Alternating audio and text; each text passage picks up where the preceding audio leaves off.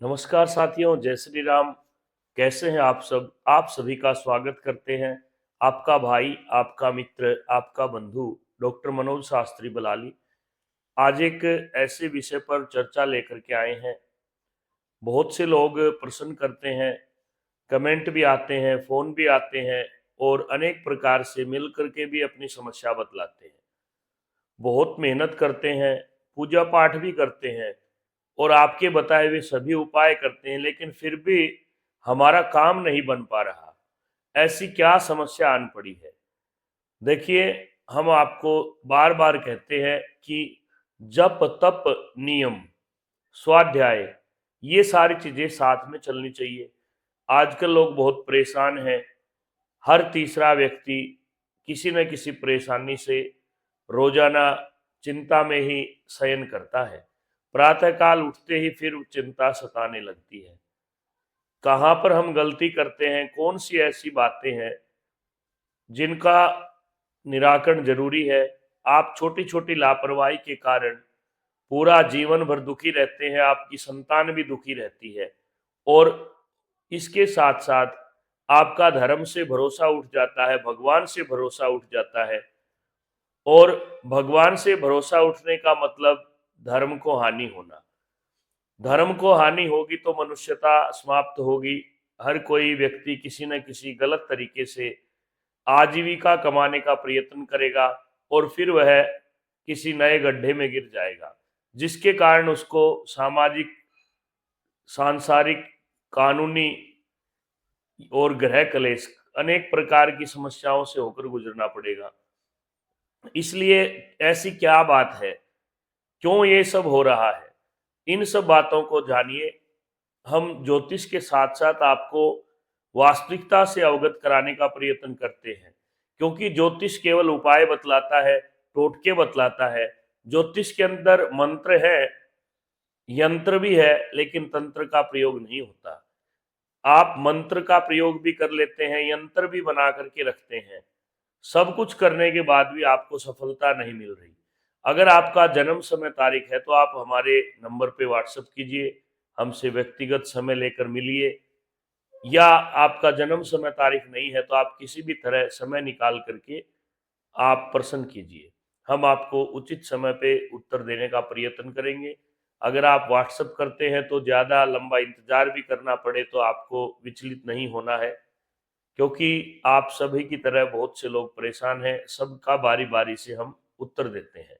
अब हम बात करते हैं ऐसी कौन सी छोटी छोटी बातें हैं जिनका ध्यान रख करके हम जीवन को सुखी बना सकते हैं और ज्योतिष के उपाय भी तभी कारगर सिद्ध होंगे।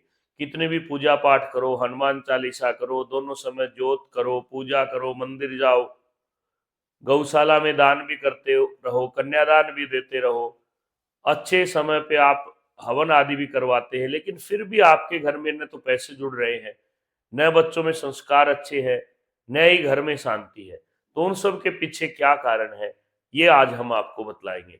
तो सबसे पहले तो अभी तक अगर चैनल सब्सक्राइब नहीं किया तो आपसे करबेद निवेदन है, आप चैनल को लाइक शेयर सब्सक्राइब करें। अब हम बात करते हैं कि ऐसी कौन सी बातें हैं जो आप इग्नोर कर देते हैं, जिनके कारण जीवन भर समस्या में रहते हैं। सबसे पहले तो आपको यह ध्यान रखना है कि सूर्य भगवान पूरी सृष्टि को रोशनी देता है, चंद्रमा, सभी तारे और ग्रह भी सूर्य की रोशनी से ही चलते हैं।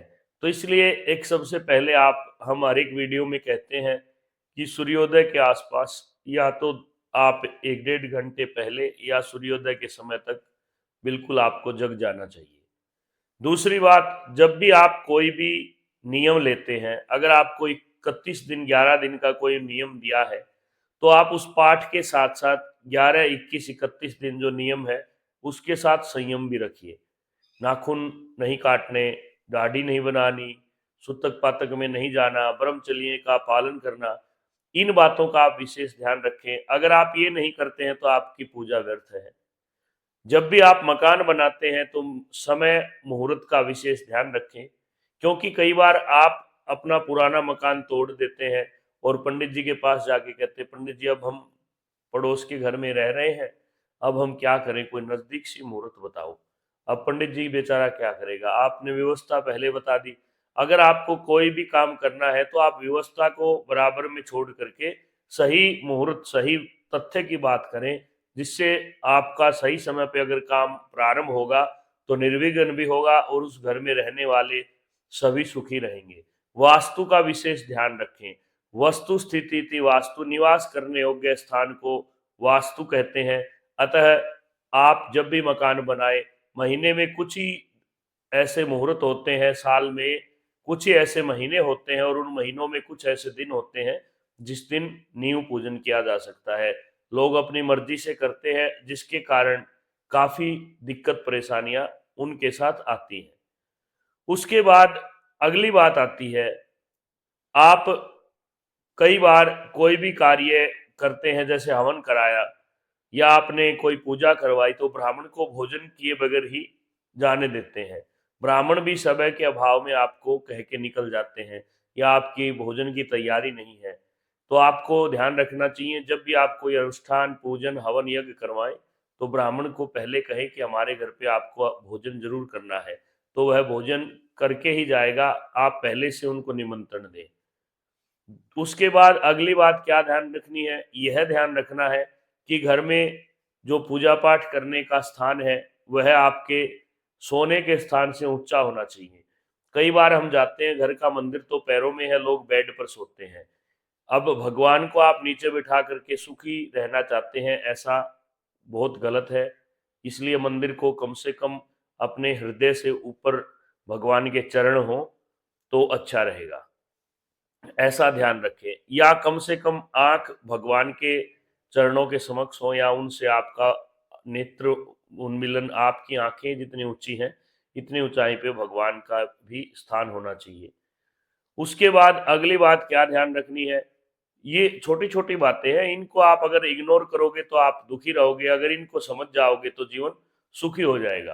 तो आपको ये सब बातें ध्यान में रखनी है। जब भी आप कोई हवन करवाते हैं, आपके घर में विवाह होता है, तो मुहूर्त का विशेष ध्यान रखें। वाहन खरीदते समय भी मुहूर्त का विशेष ध्यान रखें। यहाँ तक कि आप कोई भी अगर जमींदारी खेती करते हैं तो उसमें बिजाई का भी मुहूर्त होता है, कटाई का भी मुहूर्त होता है, ताकि कार्य निर्विघ्न हो। मशीन चलाने का भी मुहूर्त है। उन सब को आप देख करके आगे बढ़े। मनमानी आचरण करते हैं, उसके कारण आप काफी समस्या में रहते हैं। और बड़ों से आशीर्वाद लिए बगैर कोई भी यात्रा प्रारंभ न करें। आपके घर में बड़े बुजुर्ग हैं या आप बाहर रहते हैं तो आपके पड़ोस में कोई माता, कोई आपके चाचा जी, ताऊ जी, कोई ना कोई नाते में ऐसा मिल जाता है, उनको आप प्रणाम करके नमस्ते कह के जाओ, आपकी यात्रा मंगलमय होगी। ध्यान रहे, कोई भी अगर भिक्षुक आता है तो खाली हाथ नहीं जाने दे। कोई जिद्दी करता है तो उससे हाथ जोड़ के ही कहें कि भाई अगला घर देखो। किसी के साथ लड़ाई झगड़ा करना या बददुआ लेना भी सही नहीं है। उसके बाद घर में नित्य प्रति रामचरितमानस, गीता या कोई भी धार्मिक पुस्तक का अध्ययन हो, 2 4 5 पेज स्वाध्याय करना चाहिए, पढ़ना चाहिए। और शाम को पूरे परिवार को इकट्ठा बैठना चाहिए। जिस घर में शाम को 10 से 20 मिनट तक भी पूरा परिवार इकट्ठा बैठ के सुबह की दिनचर्या को तैयार करता है, उसकी व्यवस्था कभी खराब नहीं होती। ये बातें लागू होने के बाद ज्योतिष कामयाब होगा।